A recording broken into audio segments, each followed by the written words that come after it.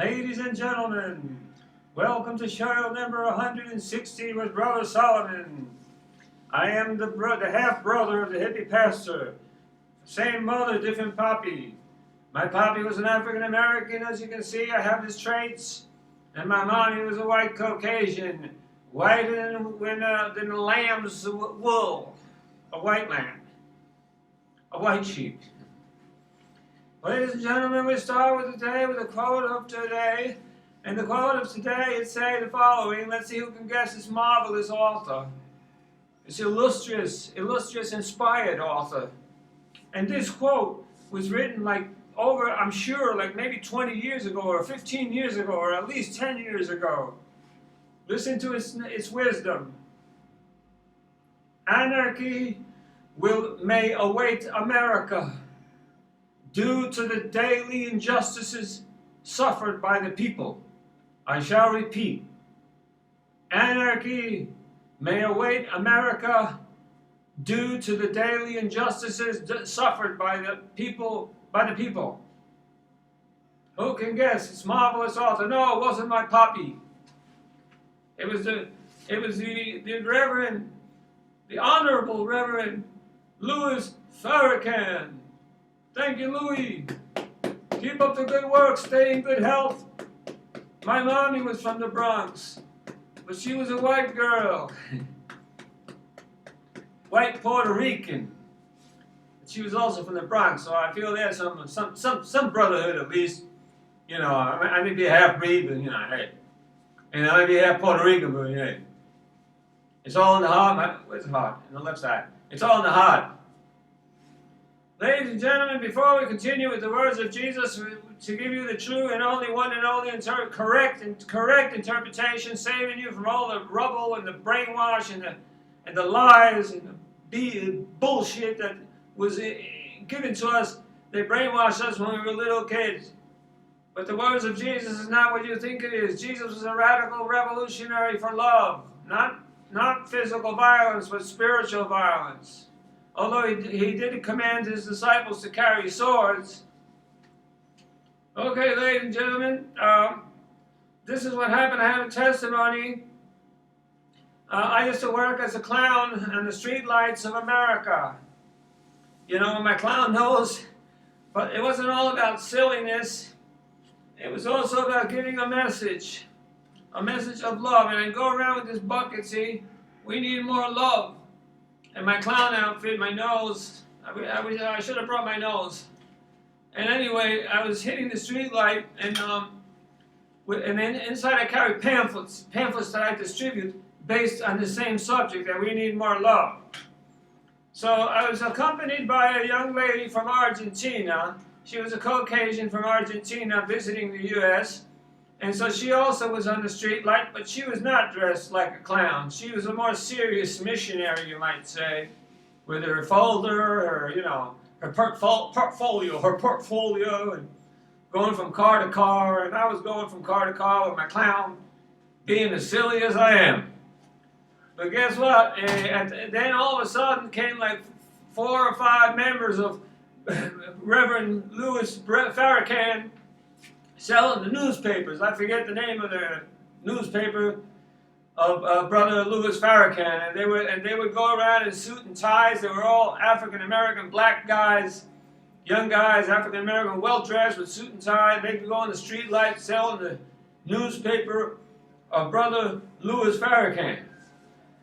We got there first, but then they just came and just jumped right in. I usually. I had a different style of work. Like if I saw somebody on the street light already, I wouldn't go there. I would respect that, and I would go to a different light because they got there first. But some people don't work that way, and obviously the followers of Louis Farrakhan didn't work that way either. They just jumped right in our light. But I guess they felt they had full right because we were in a black African American neighborhood. We were the only white people for miles. I'm serious. It was in Miami, Florida. Anyway, the leader, who seemed to be like the captain of the group, he was a short guy, African-American black guy, And he kept like getting in front of us purposefully and yelling and saying to the people, all the black people in the cars, don't give to them white folk. Help your own kind. Help your own kind. Don't be helping these white people. He wouldn't stop repeating this as he was selling his newspapers, and we kept trying to do our work. Help your own kind. Don't help these white folk. Like that. He wouldn't stop. So my girlfriend, not girlfriend, my female friend from Argentina, I guess in Argentina there's not like a lot of black people around. So she was scared. She was scared, afraid of African Americans.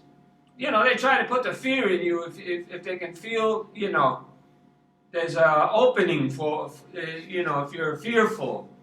But guess what? Like I've repeated many times, fear is the opposite of love. So if you don't love something or somebody, you fear. Fear is just like even with a pit bull. I mean, a pit bull can sense if you're too much fear, to the point where you're going to change directions or make a move in fear, based on fear.